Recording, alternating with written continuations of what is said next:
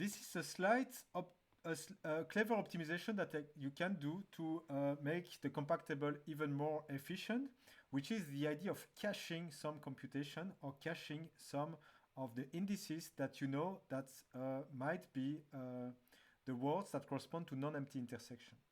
So let's come back to the global idea of the filtering of compactable. Again, you have this double for loop. You will do for every variable for every value. You would check if the intersection of the valid tuples and the support of the corresponding variable value, so the corresponding literal, is not empty. This is what you want to do. And it will be not empty if you have at least one word index in the bit set, so the intersection is not empty, of course. As soon as you realize that you found one word for which the intersection of both bit sets have a not empty intersection, you can stop. And in that case, you don't need to filter this value from the variable xi. And the idea is that you could store the index of the word so that you don't have to scan it again from scratch since the beginning. And we will call this cache value the residue. Okay? The residue is an int value that you put in cache that will remember the last word that provided a non-empty intersection. And you can check in constant time instead of having to scan possibly all the words to verify that it was empty.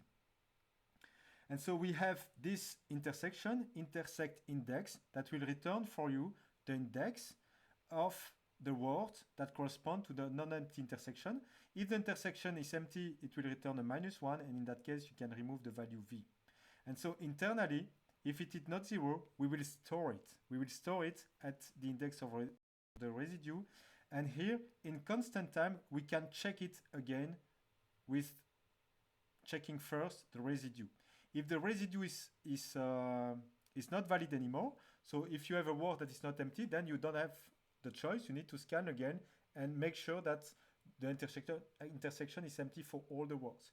But if the previous caching residue is still not empty, the intersection is not empty, then you make the economy of the computation, and you don't have to implement.